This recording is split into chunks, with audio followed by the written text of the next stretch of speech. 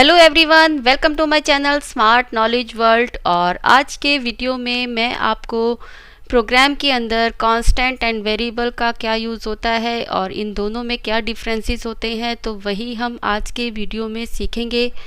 Friends, variable and constant दोनों ही हम programmes में यूज़ करते हैं, लेकिन अगर हमें कहाँ पे वेरिएबल रिक्वायर्ड है या फिर हमें कांस्टेंट कब बनाना चाहिए, तो वो डिपेंड करता है इनकी रिक्वायरमेंट पे कि हमें वैल्यू को चेंज करना है या नहीं चेंज करना।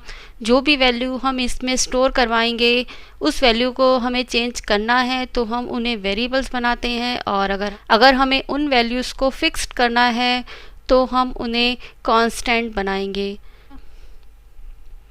तो वीडियो को देखने से पहले अगर आपने अभी तक चैनल को सब्सक्राइब नहीं किया तो हमारे चैनल स्मार्ट नॉलेज वर्ल्ड को सब्सक्राइब करें और बेल आइकन को प्रेस करें ताकि आने वाले वीडियोस आपको देखने को मिलते रहें। तो शुरू करते हैं हम अपना टॉपिक। तो आज जैसा कि मैंने आपको बताया कि मैं आपको आज वेरिएबल एंड कांस्टेंट दोनों के बारे में बताऊंगी और इनके क्या क्या यूजेस होते हैं और इनको हम किस तरह से सी की प्रोग्रामिंग में यूज़ करते हैं, तो उसी पर है मेरा आज का वीडियो। तो सबसे पहले हम लेते हैं वेरिएबल को।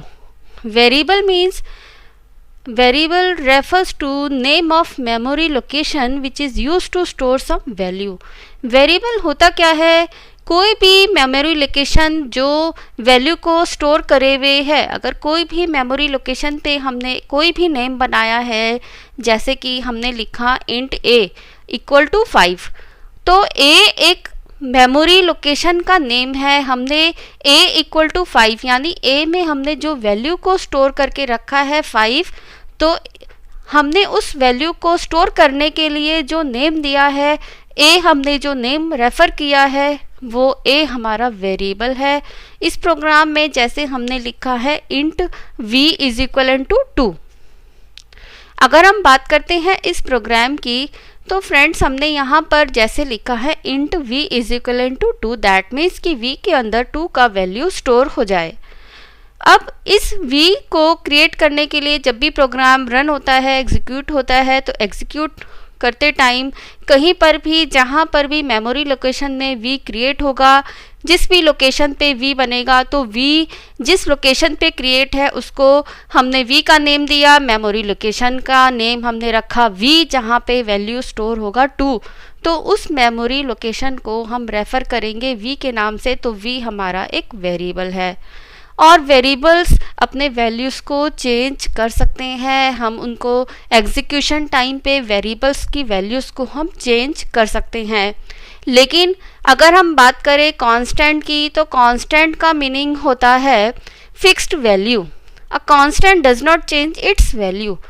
दोनों ही वेरिएबल और कांस्टेंट वैल्यूज़ को स्टोर करने के लिए यूज़ होते हैं, बट इनका जो डिफरेंस होता है कि वो मेन डिफरेंस क्या है कि variable can change it's value but constant can not be changed. हम उसको चेंज नहीं कर सकते।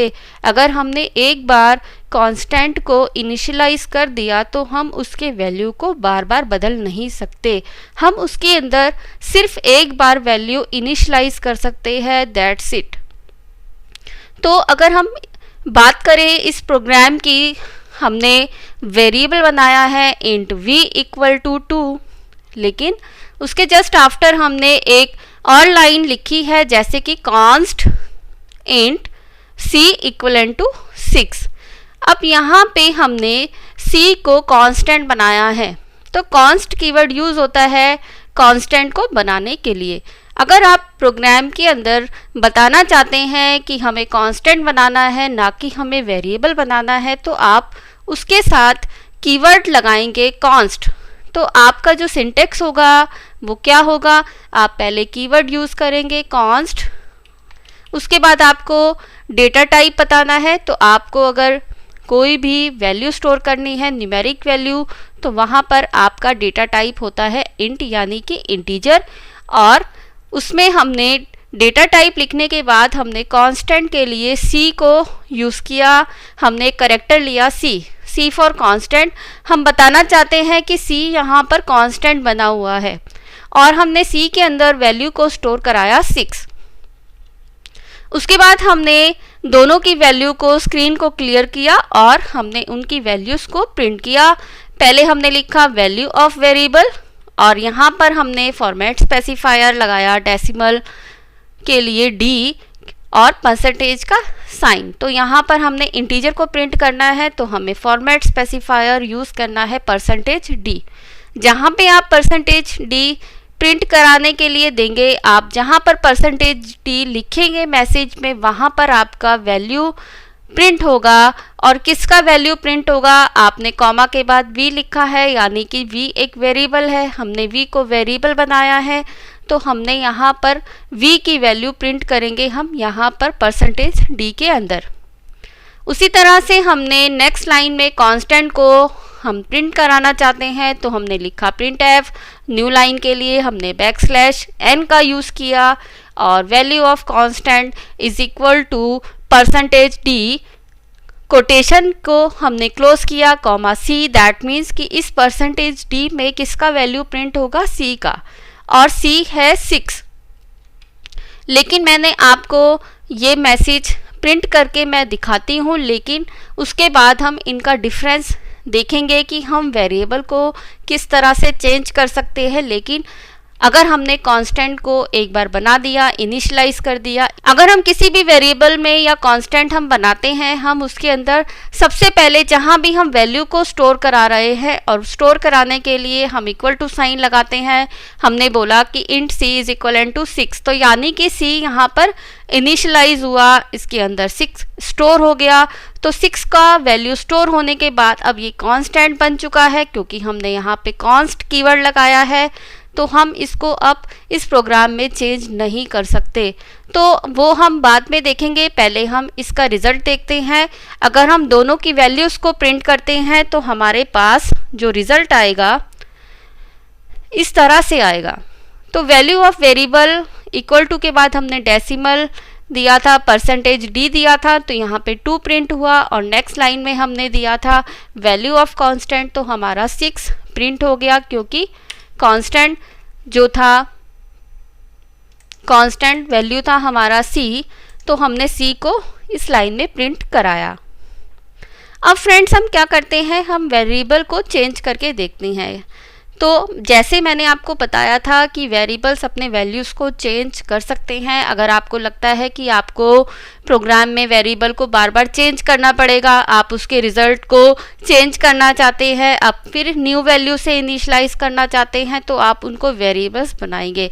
तो फर्स्ट लाइन में हमारा v इक्वल टू 2 था, अब हम यहाँ पे लिखते हैं v इज इक्वल टू, हम लिखते हैं v इक्वल टू 10। अब हमने v को एक नई वैल्यू से स्टोर कर दिया, हमने v में अब स्टोर किया है, हमने v के अंदर 10 को स्टोर कराया है, पहले हमने v के अंदर 2 को स्टोर कराया था, अब हमने यहाँ पर इसके अंदर 10 को स्टोर कराया है। अब हम इसको फिर से प्रिंट करते हैं। हमने लिखा प्रिंट एफ और हम रिज़ल्ट को फिर से न्यू लाइन से लेकर आना चाहते हैं और हमने लिखा वैल्यू ऑफ वेरिएबल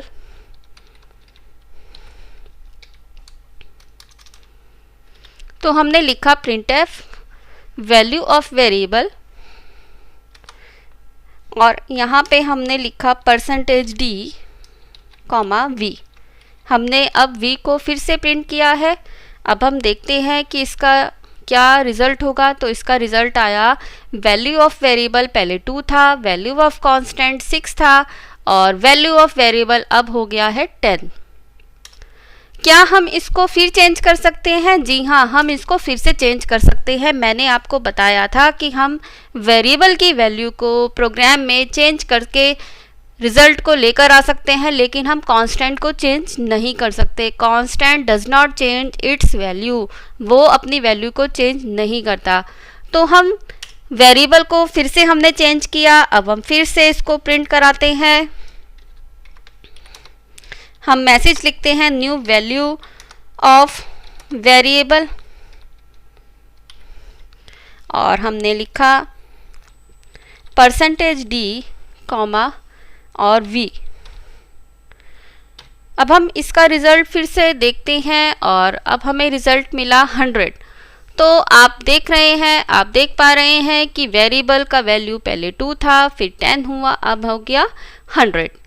अब हम चेंज करके देखते हैं कि क्या कांस्टेंट चेंज होता है। जैसे कि मैंने आपको बताया था कि हम इसे चेंज नहीं कर सकते, तो हम इसे चेंज करके देखते हैं, तो यानी प्रोग्राम में एरर आना चाहिए। अगर हम इसे कंपाइल करते हैं तो हमें फ्रेंड्स एरर मिलता है कि, तो अगर हम इसे कंपाइल करते हैं तो हमें मैसेज मिलता है can not modify a const object. तो आप समझ गए होंगे कि कांस्टेंट को मॉडिफाई नहीं करा जा सकता, उसको चेंज नहीं कर सकते। तो आपको ये कंसेप्ट समझ आ गया होगा कि वेरिएबल एंड कांस्टेंट में क्या डिफरेंस है। आप वेरिएबल को प्रोग्राम के अंदर चेंज कर सकते हैं। वेरिएबल एग्जीक्यूशन टाइम पर अपनी वैल्यूज़ को चेंज करता है, बट कांस्टेंट अपनी वैल्यू को चेंज नहीं कर सकता। अगर आपने कांस्टेंट को एक बार इनिशियलाइज कर दिया है, उसमें कुछ स्टोर कर चुके हैं, तो हम उसकी वैल्यू को चेंज नहीं कर सकते। तो हमें क्या करना होगा, हमें ये स्टेटमेंट यहाँ से हटानी होगी, क्योंकि कांस्टेंट को अब हम चेंज नहीं कर सकते। और कांस्टेंट बनाने का मैंने आपको जो मेथड बताया था, क्या हमारा सिंटेक्स था कि हमें पहले कॉन्स्ट कीवर्ड लगाना है, उसके बाद हमें डेटा टाइप लिखना है। हम इंटीजर कांस्टेंट भी बना सकते हैं, कैरेक्टर कांस्टेंट भी बना सकते हैं, लेकिन इस प्रोग्राम में हम इंटीजर कांस्टेंट बनाना सीख रहे हैं। तो सबसे पहले हमने कीवर्ड लगाया कॉन्स्ट, फिर हमने इंट डेटा टाइप लगाया, उसके बाद हमें कांस्टेंट का नेम देना है। हम किसी भी नेम से कांस्टेंट बना सकते हैं, एक्सेप्ट हमें कोई कीवर्ड यहाँ पर यूज़ नहीं करना। कोई भी वेरिएबल हम बनाते हैं या हम कांस्टेंट बनाते हैं, हम कोई भी लेटर यूज़ कर सकते हैं, लेकिन उनके साथ हम डॉट, माइनस इस तरह से साइन हम यूज़ नहीं कर सकते। हमें कोई कीवर्ड का नेम भी वेरिएबल या कांस्टेंट बनाने के लिए यूज़ नहीं करना, लेकिन हमें हमेशा कॉन्स्ट लिखना होता है। जब हम कोई भी कांस्टेंट बनाएंगे, हमें ये कीवर्ड वहाँ पर यूज़ करना पड़ेगा ही। तो एक तो आपके पास तरीका है कि पहले आप कॉन्स्ट लिखेंगे, फिर आप डेटा टाइप लगाते हैं।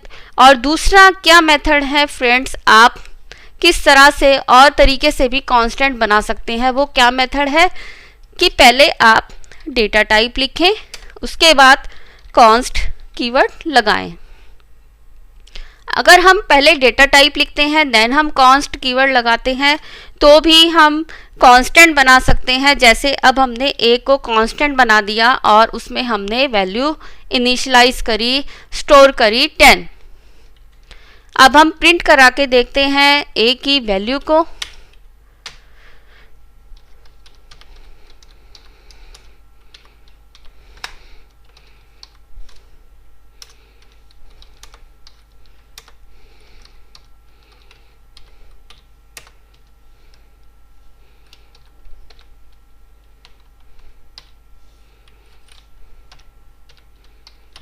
तो हमने यहाँ पर a के अंदर कांस्टेंट बनाकर वैल्यू को स्टोर किया 10, और अब हम यहाँ पे इस मैसेज के थ्रू हमने लिखा printf value of constant a।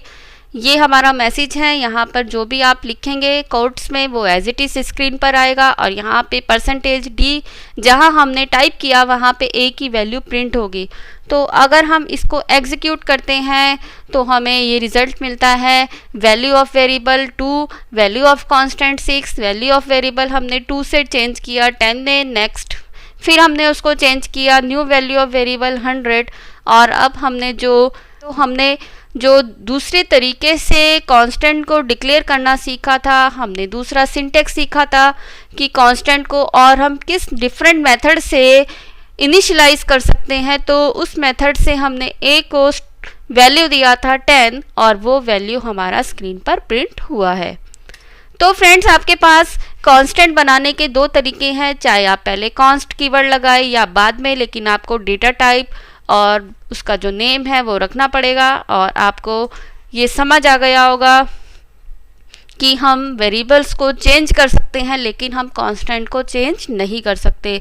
जैसे कि मैथ्स में पाई का जो वैल्यू होता है वो फिक्स्ड होता है 3.14, आप उसको चेंज नहीं कर सकते। अगर आप बात करते हैं हम वर्ड डजन की, अगर हम बात करें डजन की, तो डजन का मतलब फिक्स्ड है, यानी कि 12 क्वांटिटीज़। तो अगर आपको लगता है प्रोग्राम में कोई भी एक ऐसा हमें वेरिएबल रिक्वायर्ड है जिसका वैल्यू हमें फिक्स्ड रखना है, हमें उसे चेंज नहीं करना, तो हम उसको कांस्टेंट बनाएंगे। और कांस्टेंट बनाने के लिए आपके पास दो मेथड है, वो आपको मैंने इस प्रोग्राम में बताए। तो ये था फ्रेंड्स आज का वीडियो। तो अगर आप वेरिएबल और कांस्टेंट को लेकर कंफ्यूज थे, आपको इनके डिफरेंसेस क्लियर नहीं थे, तो ये वीडियो देखने के बाद आपकी कंफ्यूजन दूर हो गई होगी। और अगर आपको ये वीडियो पसंद आता है तो वीडियो को ज़रूर लाइक कीजिए, ज़्यादा से ज़्यादा शेयर कीजिए और हमारे चैनल स्मार्ट नॉलेज वर्ल्ड को सब्सक्राइब कीजिए।